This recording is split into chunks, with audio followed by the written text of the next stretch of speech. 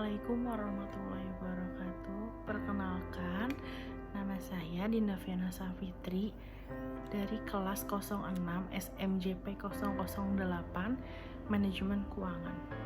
Saya mengerjakan tugas ini untuk UTS Manajemen Dana Bank.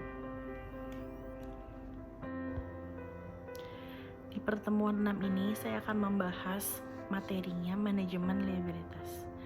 Manajemen liabilitas itu adalah merupakan upaya dan proses penghimpunan dana dari masyarakat guna memenuhi kebutuhan likuiditas bank. Dengan demikian, manajemen liabilitas tidak dapat dipisahkan dengan pengelolaan likuiditas bank. Pengelolaan likuiditas bank merupakan dari pengelolaan liability atau liability management. Kemudian, ada pengertian dari liabilitas itu sendiri. Pengertian liabilitas adalah suatu kewajiban yang harus dibayar oleh sebuah perusahaan pada pihak yang bersangkutan dengan cara mengeluarkan umumnya sejumlah dana atau sumber daya ekonomi perusahaan tersebut. Pada umumnya, perusahaan yang akan mengambil liabilitas guna mendukung segala kegiatan operasional yang ada di dalam bisnisnya. Pengertian lain dari liabilitas yang lebih sederhana yaitu suatu kewajiban yang dihitung sama dengan nilai yang wajib dibayar oleh perusahaan kepada pihak yang bersangkutan. Kemudian ada jenis-jenis liabilitas. Yang pertama, long term liability.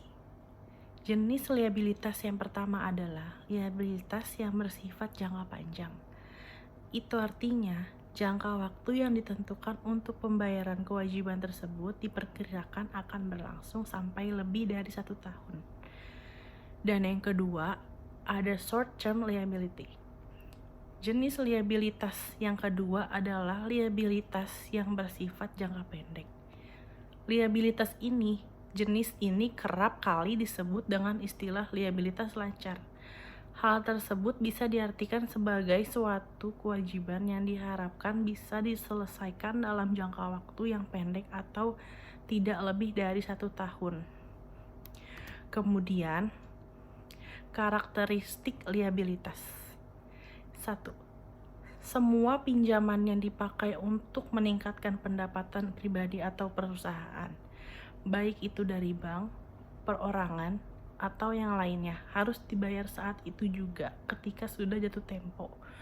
Yang kedua, segala macam bentuk kewajiban yang harus dibayarkan kepada pihak lain, entah itu pertukaran aset, transfer uang tunai, pemberian layanan atau jasa, dan kegiatan yang lainnya memberikan manfaat ekonomi pada periode yang sudah ditentukan sesuai dengan kesepakatan atau waktu peristiwa bisnis tertentu.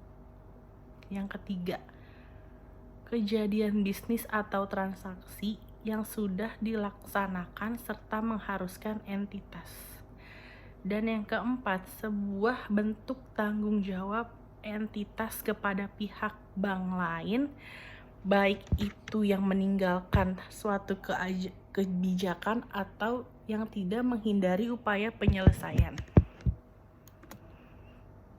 Kemudian ada cara-cara untuk menganalisa liabilitas.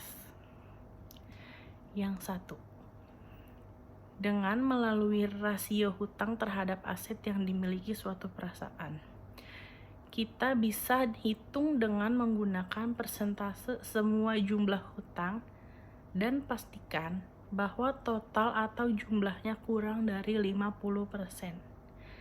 Jika total semua hutang yang dimiliki bisa ditutup dengan menggunakan total aset usaha yang dimiliki suatu perusahaan, maka kemungkinan besar perusahaan tersebut bisa beroperasi lebih lama.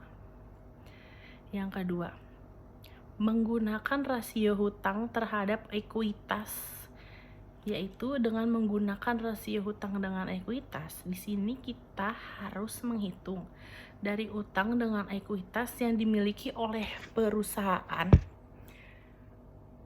pastikan bahwa hasil dari rasio utang dengan ekuitas tidak lebih dari 50%.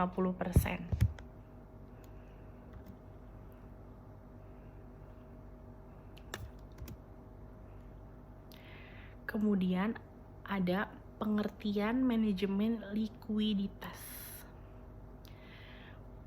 Manajemen likuiditas bank merupakan upaya menjaga keseimbangan antara perkiraan permintaan dana oleh masyarakat dan penyediaan likuiditas untuk memenuhi semua kebutuhan operasional bank, antara lain untuk memenuhi kebutuhan kepentingan sama dengan ketentuan likuiditas wajib, cash reserve, saldo rekening minimum pada bank koresponden, penarikan simpanan oleh masyarakat dalam operasional bank sehari-hari, dan permintaan kredit dari masyarakat.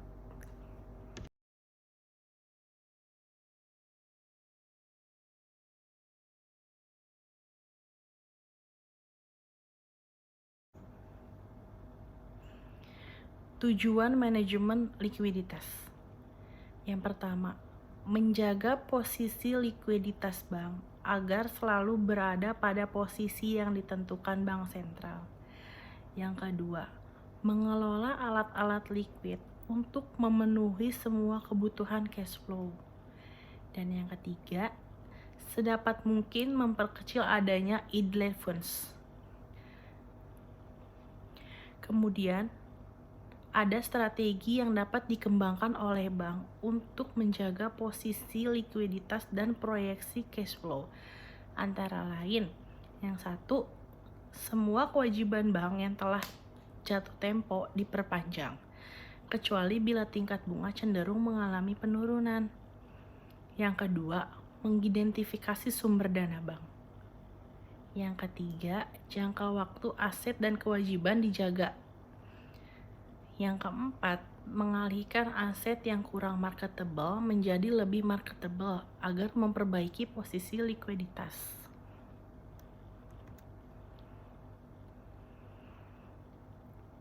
Pengelolaan likuiditas diperlukan antara lain untuk keperluan mematuhi aturan reserve requirement atau cadangan wajib minimum yang ditetapkan oleh bank sentral. Yang kedua, mengelola penarikan dana oleh deposan. Yang ketiga, mengelola penarikan dana oleh debitur. Yang keempat, melakukan pembayaran kewajiban yang jatuh tempo. Berikut juga ada komponen likuiditas. 1. Kerapatan, yakni suatu celah atau jarak yang terjadi seantara harga normal suatu barang dengan harga yang disepakati. 2. Kendala, yaitu sejumlah atau volume suatu barang yang dijual dan dibeli pada tingkat harga tertentu. Yang ketiga, ada ketahanan, ialah salah satu laju perubahan kesepakatan harga dalam arah harga yang efisien setelah terjadi penyimpangan atau ketidakstabilan harga.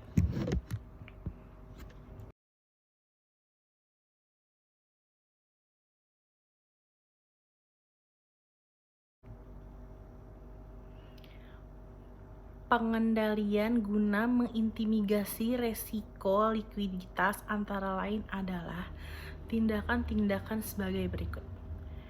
Yang ke-1, melakukan pengawasan rutin terhadap penarikan dana yang dilakukan oleh nasabah, baik berupa penarikan melalui clearing maupun penarikan secara tunai.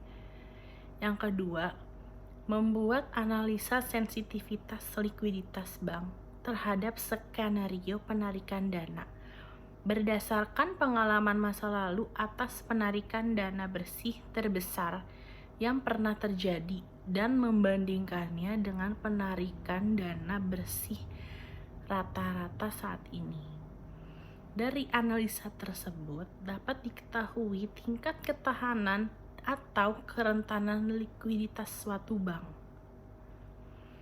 Selanjutnya, bank menetapkan secondary reserve untuk menjaga posisi likuiditas bank, antara lain menempatkan kelebihan dana ke dalam instrumen keuangan yang liquid. Yang keempat, menetapkan kebijakan cash holding limit pada kantor-kantor cabang bank. Melakukan fungsi ALCO, Asset Liabilitas Commitment, untuk mengatur tingkat bunga dalam usahanya. Kemudian, fungsi dari likuiditas. 1. Sebagai media dalam melakukan suatu kegiatan bisnis perusahaan sehari-hari. Yang kedua, sebagai alat untuk mengantisipasi kebutuhan dana yang mendesak atau tiba-tiba, untuk memudahkan para nasabah bank bagi lembaga keuangan yang hendak melakukan pinjaman atau penarikan dana. Yang keempat, sebagai alat untuk memicu perusahaan dalam upaya perbaikan kerja. Yang kelima, sebagai alat untuk memicu perusahaan dalam upaya perbaikan kerja. Dan yang keenam, sebagai alat untuk dapat mengukur tingkat kemampuan suatu perusahaan dalam membayar kewajiban jangka pendek. Yang ketujuh, dapat membantu suatu manajemen dalam memeriksa efisiensi modal kerja. Dan kedelapan, membantu sebuah perusahaan dalam melakukan analisis dan menginvestasikan posisi keuangan jangka pendek.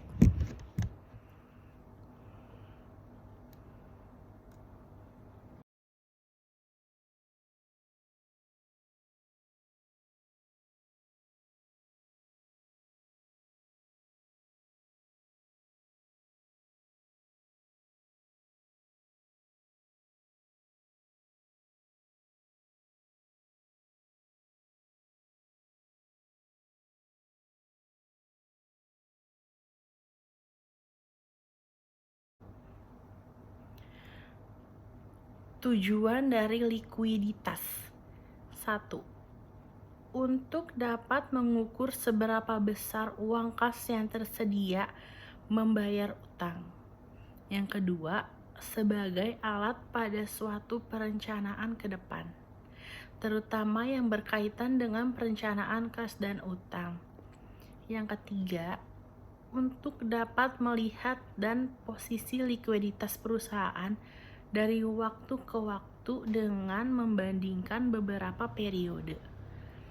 Yang keempat, untuk melihat suatu kelemahan yang dimiliki perusahaan dari masing-masing komponen yang ada di aktiva lancar dan hutang kas. Yang kelima, menjadi alat pemicu bagi para pihak manajemen untuk memperbaiki kinerjanya dengan melihat rasio likuiditas yang ada pada saat ini.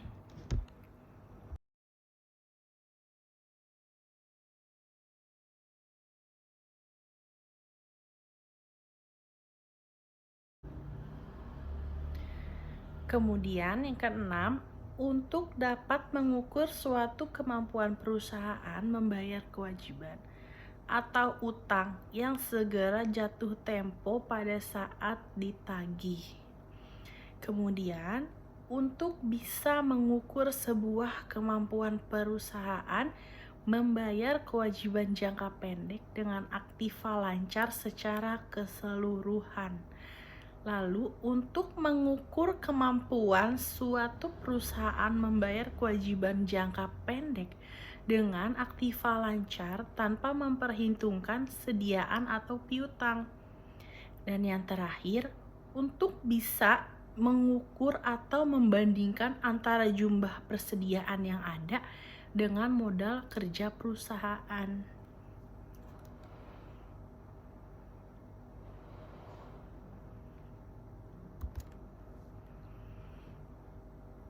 Kemudian ada faktor-faktor yang mempengaruhi likuiditas. 1. Distribusi atau proporsi daripada suatu aktiva lancar. Yang kedua, data tren daripada sebuah aktiva lancar dan hutang lancar. Yang ketiga, syarat yang diberikan oleh kreditor kepada sebuah perusahaan dalam mengadakan pembelian. Mampu syarat kredit yang diberikan oleh perusahaan. Yang keempat, present value atau nilai yang sesungguhnya. Dari suatu aktiva lancar, sebab ada kemungkinan perusahaan mempunyai beberapa saldo piutang yang cukup besar. Tetapi piutang tersebut sudah lama terjadi dan yang sulit ditagih, sehingga nilai realisasinya mungkin lebih kecil dibandingkan dengan yang sudah dilaporkan. Kemudian yang kelima, kemungkinan perubahan pada aktiva lancar. Dan yang keenam, perubahan persediaan dalam suatu hubungan dengan volume yang penjualan sekarang atau di masa yang akan datang, yang mungkin adanya over instrument dalam suatu persediaan.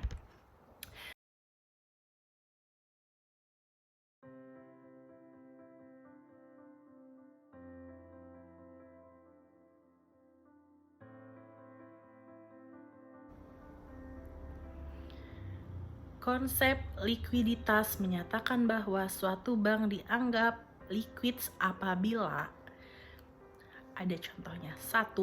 Memiliki jumlah likuiditas dan memegang sejumlah alat-alat liquid cash asset seperti uang, kas, rekening pada bank sentral atau bank lainnya, sama dengan jumlah liquids yang dibutuhkan. Kedua, memiliki likuiditas kurang dari kebutuhan, tetapi bank memiliki surat-surat berharga yang segera dapat dialihkan menjadi kas tanpa mengalami kerugian baik sebelum maupun sesudah jatuh tempo. Yang ketiga, mempunyai kemampuan untuk memperoleh likuiditas dengan cara menciptakan uang.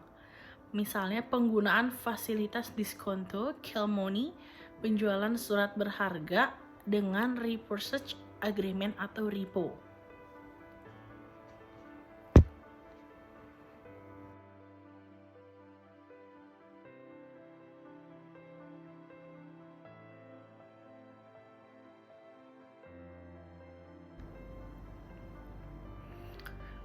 Kemudian ada pengelolaan aset dan liabilitas keuangan.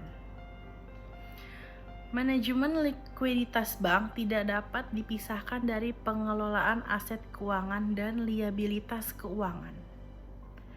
Manajemen likuiditas hakikatnya adalah mengelola aset dan liabilitas keuangan.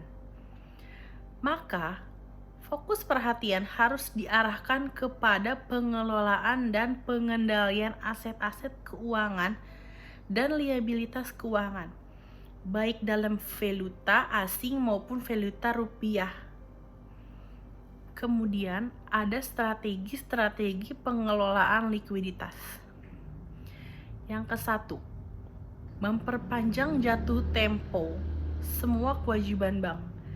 Hal ini diperlukan untuk dilakukan kecuali tingkat bunga cenderung menurun.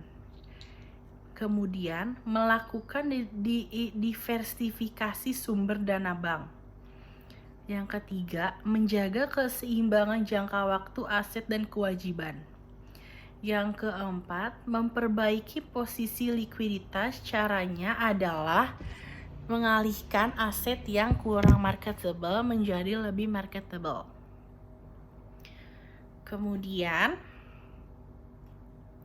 pendanaan bank atau funding. Pendanaan atau funding adalah penerimaan dana dari pihak ketiga yang akan menimbulkan kewajiban bagi bank, antara lain dalam bentuk simpanan nasabah, surat hutang yang berharga diterbitkan, pinjaman yang diterima, dan bentuk-bentuk kewajiban lainnya yang dipersamakan dengan hal itu. Kemudian pendanaan yang bersumberkan dari simpanan nasabah, baik nasabah perorangan, retail, UMKM maupun korporasi. Ada 2 simpanan. 1, simpanan tanpa jangka waktu, contohnya tabungan dan giro, yang dikategorikan sebagai simpanan yang kurang stabil. Kemudian, simpanan yang kedua adalah simpanan yang memiliki jangka waktu seperti deposito, yang dikategorikan sebagai pendanaan stabil sepanjang jangka waktu dari 6 bulan sampai 1 tahun dengan klausul rollover. Namun apabila jangka waktu kurang dari 6 bulan, tetap dikategorikan sebagai pendanaan tidak stabil.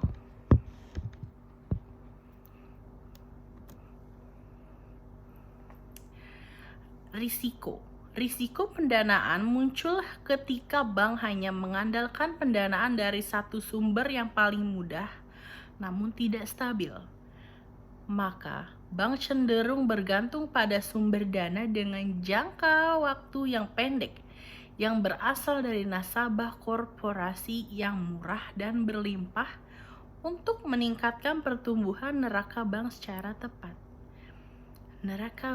Neraca bank yang tumbuh secara pesat dan ketergantungan bank pada sumber dana yang tidak stabil, pada gilirannya tepat mengakibatkan bank tidak mampu memenuhi kewajiban jatuh tempo atau insolvensi dan dapat menurunkan kemampuan likuiditasnya, illiquid, bila terjadi menarikan dana oleh nasabah pada secara serentak.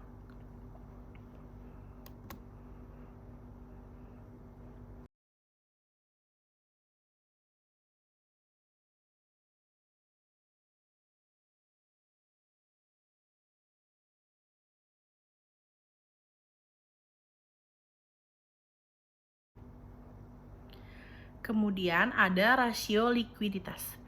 Untuk menilai likuiditas perusahaan, terdapat beberapa rasio yang dapat digunakan sebagai alat untuk menganalisa dan menilai posisi likuiditas dengan kesehatan pengelolaan likuiditas perusahaan, yaitu 1. Cash ratio. Cash ratio atau rasio kas adalah perbandingan antara jumlah kas dan dapat ditagih atau harus dibayarkan. Yang kedua, current ratio. Rasio ini biasanya digunakan untuk mengukur keadaan likuiditas suatu bank dan juga merupakan petunjuk untuk dapat mengetahui dan menduga kemampuan bank dalam memberikan kredit berjangka pendek kepada seseorang nasabah. Yang ketiga, quick ratio. Rasio ini dapat juga disebut sebagai acid test ratio, yaitu perbandingan antara aktiva lancar dikurangi persediaan utang lancar. Yang keempat, ada Loanto Deposito Ratio atau LDR. LDR merupakan perbandingan antara jumlah kredit yang disalurkan dengan jumlah simpanan yang diterima dari nasabah, tabungan, dan deposit giro.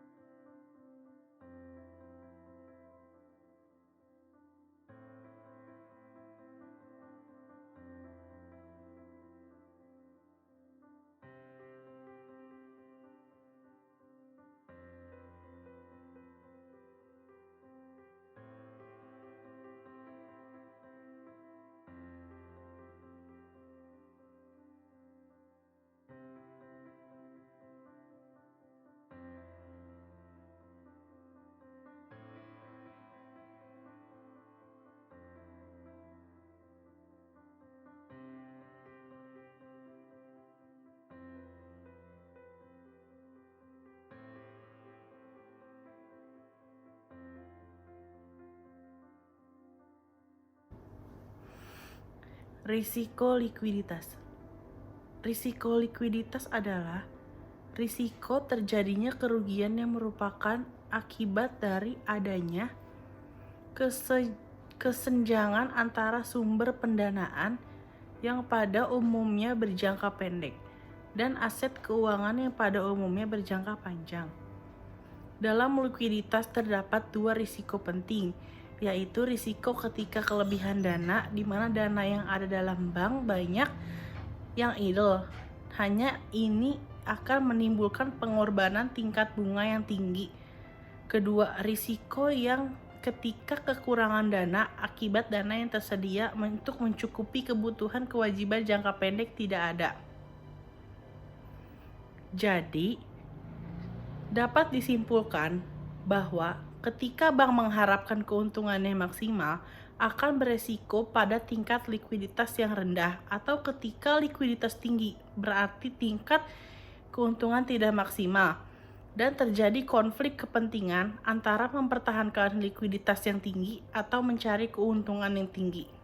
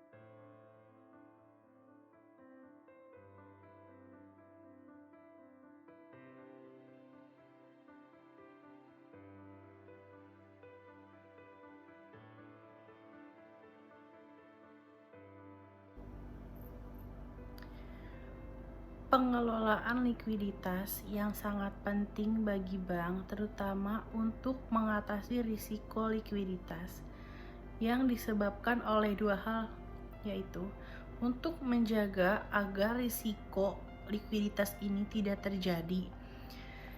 Kebijakan manajemen likuiditas yang dapat dilakukan antara lain dengan menjaga kecukupan aset jangka pendek seperti kas. Dan bank wajib menyediakan likuiditas tersebut dengan cukup mengelolanya dengan baik. Karena apabila likuiditas terlalu kecil, maka akan mengganggu kegiatan operasional bank. Namun demikian, likuiditas juga tidak boleh terlalu besar. Karena apabila jumlah likuiditas terlalu besar, maka akan menurunkan efisiensi bank sehingga berdampak pada rendahnya tingkat profitabilitas. Jika bank tidak mampu memenuhi kebutuhan dana bank dengan segera, kebutuhan transaksi sehari-hari maupun guna kebutuhan dana mendesak, maka akan muncullah risiko likuiditas.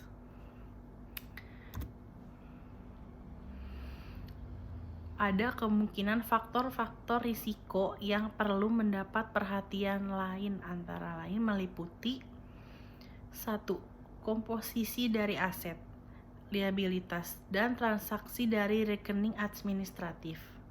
Yang kedua, konsentrasi dari aset dan liabilitas. Yang ketiga, kesetaraan pada kebutuhan pendanaan. Yang keempat, akses pada sumber-sumber pendanaan.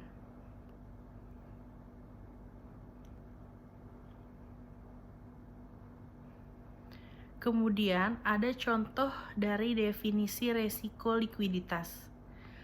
Perusahaan tidak tepat waktu dalam membayar gaji karyawan, pembayaran listrik yang terlambat, terjadi tunggakan pembayaran air ledeng ke PDAM, pembayaran gaji buruh yang terlambat, dan pembayaran gaji teknisi kontrak yang tidak sesuai dengan kesepakatan istri kontrak yang seharusnya dibayarkan pada akhir bulan.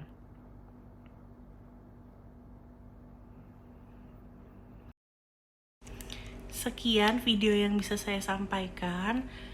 Terima kasih. Mohon maaf kalau banyak kekurangan dari video saya. Kurang lebihnya mohon maaf. Wabillahi taufiq wal hidayah. Wassalamualaikum warahmatullahi wabarakatuh.